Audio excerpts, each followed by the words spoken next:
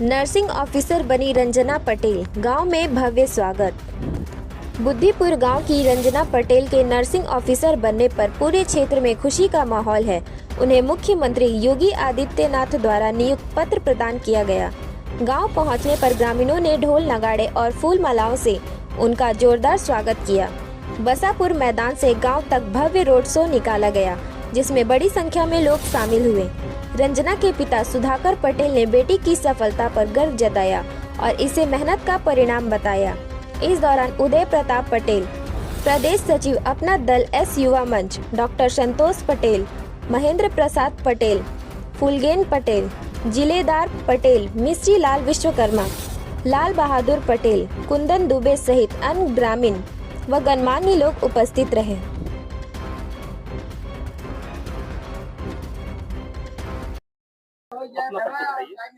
मेरा नाम रंजना पटेल, ग्राम बुद्धिपुर।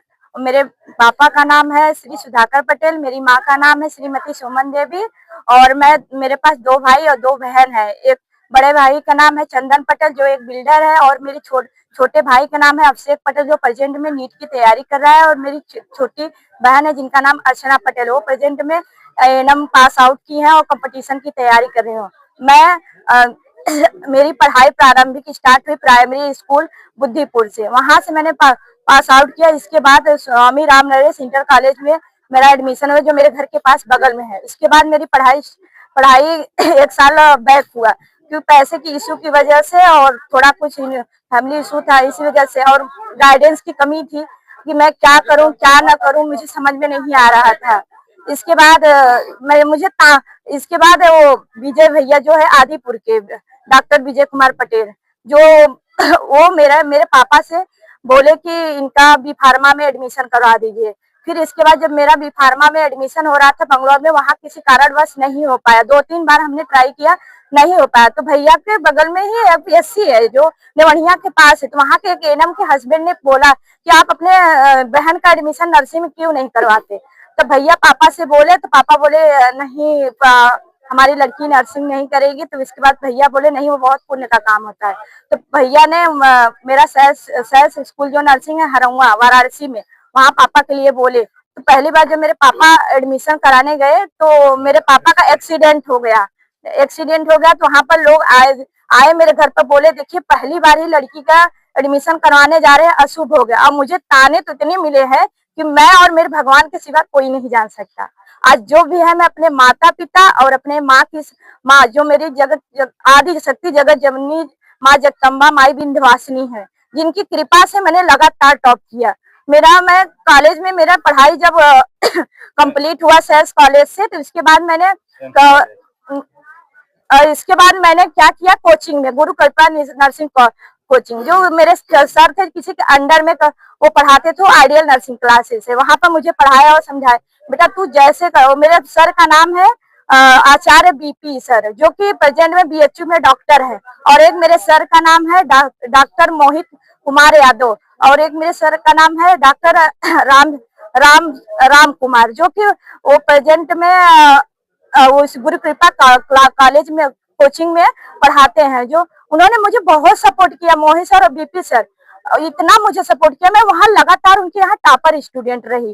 कोई कितना भी मेरे हर वहां के अपने क्षेत्र के आजमगढ़ बलिया बिहार से सारे बच्चे, यहाँ तक कि बीएचयू, मैं वहां जाकर मैं लगातार टॉप की, मुझे बहुत सारे प्राइज भी मिले और मुझे बहुत सपोर्ट किया। मुझे किसी भी चीज की कमी होती थी, मेरे पेरेंट्स से पहले मेरे सर लोग ही मुझे सपोर्ट कर देते। अब मेरे पापा भले से आज मिडिल क्लास के, लेकिन मुझे पलक मेरे एक मुंह झपकते ही मैं बोलते ही मेरे पापा मुझे क्या करते थे, मुझे पैसा दे देते थे। इतने बड़े बड़े घर की लड़कियां थी, उनको जल्दी पैसा नहीं मिलता था, लेकिन मेरे पापा तुरंत मुझे पैसे मिले। वो लोग बोलते यार तुम्हारे पापा गजब है कि तुम्हें इतने जल्दी मिल जाए। एक मेरे पापा है जल्दी देते पैसे नहीं। यहाँ तक कि मेरे पापा का जब फोन आता था तो मेरे फ्रेंड लोग कहते थे अपने पापा फोन आ रहा है तो आप स्पीकर पर रखो, क्योंकि आपके पापा है हमेशा मोटिवेट करते हैं। दूसरे पापा बस यही पूछेंगे बेटा खाना खाए, कैसे हो, आराम कर लो। और मेरे पापा कैसे हो बेटा, खाना खाए, आपको इतना पढ़ना है, लगातार टॉप करना, जिसकी वजह से मैं पास आउट तो हुई थी 2022 में 22 मार्च को, और मेरा पहला सिलेक्शन एम्स दिल्ली में हुआ जो कि जनरल कैटेगरी से हुआ।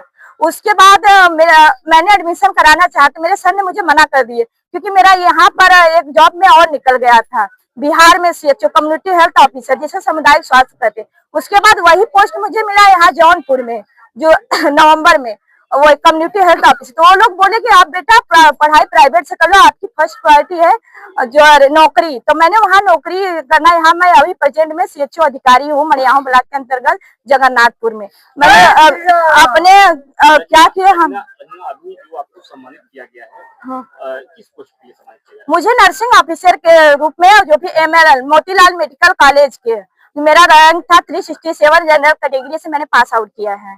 ठीक है। की बात की जाए तो योगी आदित्यनाथ से आप शायद बात हाँ, कैसे हाँ। क्या हुआ तो मैंने योगी आदित्यनाथ से बात किया था, तो वो पूछे कि बेटा आपको आज ज्वाइनिंग मिल रही है तो आपको कैसा लग रहा है। तो मेरे अंदर जो इच्छा थी, मैंने ये बोला कि सर महाराज जी, आप जब यहाँ पर बनारस आते थे, एयरपोर्ट के साइड मेरा कॉलेज था, तो मैं दूर से आपको देखती थी। और आज मुझे इतनी खुशी हो रही है कि मेरे लाइफ का सबसे बड़ा सपना ये है कि महाराज जी मैं आपके सामने से देख रही हूँ। ज्वाइनिंग लेना तो भाग्य की बात है, लेकिन आपके दर्शन पा गए मुझे, मेरे लिए सौभाग्य की बात है। महाराज जी बहुत खुश हुए, मेरी प्रशंसा किए, और इसके बाद उन्होंने मेरे हाथ में ज्वाइनिंग लेटर दिया और ये भी बोला बिटिया चाहे जहाँ रहो, बिटिया यहाँ सबसे ज्यादा बिटिया सिलेक्शन पा रही है, आप एक घर के नहीं 2-2 घर में मिठाई बांटे जाएंगे। ये बात योगी जी और विजय पाठक जी के है। वो लोग मुझे बहुत कहे बिटिया अगर आपको रूम की भी टेंशन रहे तो मैं आपको रूम भी दिलाऊंगा, आप टेंशन मत लो। जब आप आई यहाँ पर अपनी ग्राम सभा में, हाँ। तो बादशाहपुर से काफी लोग एकत्रित हुए और आपके स्वागत में पहुंचे।